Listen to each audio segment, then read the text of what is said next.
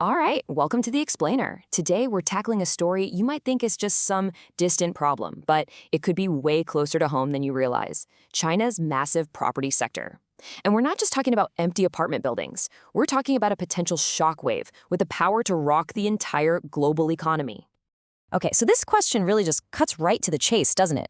You've got this huge, massive crisis brewing inside China, and it's tied to the whole global financial system by, get this, $5 trillion of debt. And yet, the official story we keep hearing is that any damage will be contained. So today, we're going to dig in and see if that claim actually holds water. So here's the deal. We're looking at a tale of two completely different realities being told at the same time. In one corner, you have the official government story saying, hey, we've hit the bottom, the worst is over. And in the other corner, you've got the cold, hard data telling us something else entirely. Now, both of these can't be true, so let's break down each one. So let's start with the official story, right? The one the authorities wanted everyone to hear. The message coming out of Beijing was crystal clear. The worst is over, the market has hit bottom, everything's under control, move along, nothing to see here. So how'd they try to sell this story? Well, with a ton of money. They created this thing called a whitelist for special projects and basically told the banks to open up the financial fire hoses. The whole point was to get the cranes moving again, make everyone feel confident, and basically just declare the crisis over and hope everyone believed it. Okay, but what happens when we tune out the press conferences, push aside the official statements, and just, look at the numbers? Yeah, the story changes a lot. First off, let's get a handle on just how big this thing is. We're not talking about some small corner of China's economy. We're talking about nearly a third of it. Think about that. When a piece of the pie that big gets into trouble, it sends tremors through everything. And here's the kicker. A full year after the government told everyone, hey, the bottom is in, what happened? Sales for the biggest, most important developers didn't just dip. They absolutely cratered. Down 42%. So far from stabilizing, the whole thing was actually getting worse and fast. And this is the number that makes it your problem, my problem, everyone's problem. That $5 trillion, that's not just some abstract number. That's money from investors all over the world. It's sitting in retirement funds, maybe even your 401k, in pension plans for teachers and firefighters, and it's all over the books of the world's biggest banks. And this chart here really paints a picture, doesn't it? It shows the whole market is sinking, right? The top 100 developers down 36%. But look closer. Look at the bar for the top 25, the real heavy hitters. They're down even more, 42%. This tells us the rot isn't just spreading, it's getting worse at the very core. And these numbers aren't just figures on a spreadsheet. They translate to real-world pain. We're talking about smaller cities where sales have been cut in half. We're talking about developers literally just walking off the job, leaving behind half-finished ghost towns. And the human cost. Families who prepaid for a home that's now just a concrete skeleton. Even the pros are running scared. Think about it.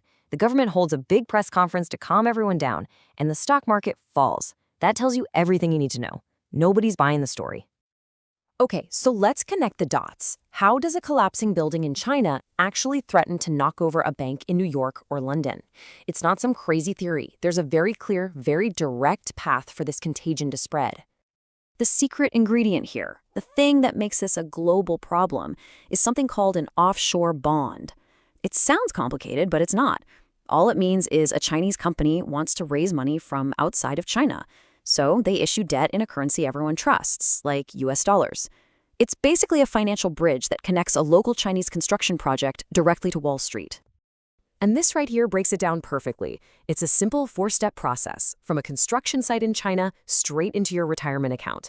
Step 1, a developer, think Evergrande, issues these bonds. Step 2, a huge Western fund, the BlackRocks and Vanguards of the world, they buy them up because the returns look great. Step 3, the developer can't pay its bills and defaults. And boom, step 4, the bond becomes nearly worthless, the fund takes a massive hit, and guess who ultimately feels that loss? You do, the investor. All right, so when you have this huge gap between the official story, everything's fine, and the data, which is screaming fire, you have to start asking some tough questions, some really pointed questions. This is the most fundamental question, right? If you hit bottom in October 2024, how in the world are sales falling off a cliff a year later? It just doesn't add up. It forces you to wonder, Are these official statements actually about economics, or are they just political theater designed to project an image of control that isn't real? And here's a really critical one for the financial world. It's about something called marking to market. It just means you have to be honest about what your assets are worth. If a bond is now worthless, you have to admit it and write down the loss. The scary alternative is to just pretend it's still worth what you paid for it. So the question is, are we seeing the real damage right now? Or are the big financial firms using accounting magic to hide these losses, trying to prevent a panic? Right. And this whole thing doesn't happen in a bubble. For decades, China's insane construction boom was fueled by buying up tons of raw materials from all over the world. We're talking iron ore from Australia and Brazil, oil from the Middle East. If all that construction just stops, what happens to the demand for those commodities? It vanishes. And that could trigger a whole second wave of economic pain for those countries that depend on selling to China. So then you have to ask, where were the global referees in all this? I mean, the IMF's whole job is to provide clear, unbiased economic forecasts. So how on earth did their growth projections for China somehow miss the complete collapse of a sector that makes up a third of its economy? It really makes you question things. Was it just a massive oversight, or was there pressure to paint a rosier picture? To really wrap our heads around how big this could be, we need to look back at something most of us remember all too well: the 2008 financial crisis. So remember Lehman Brothers? Their collapse is what kicked off the whole 2008 mess. They had about $600 billion in liabilities. That's the money they owed. Now look at the number for China's property sector. The estimated value is over $50 trillion. That is not a typo. By this yardstick, we're staring at a problem that is potentially 80 times bigger than Lehman Brothers. Just let that sink in for a second. And that scale brings us to the final, and frankly, the most terrifying question of all.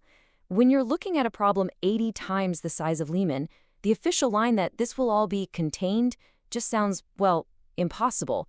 So that leaves us with only two really awful possibilities.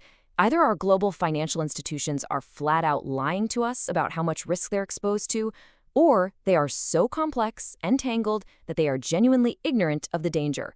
And honestly, I'm not sure which answer is scarier.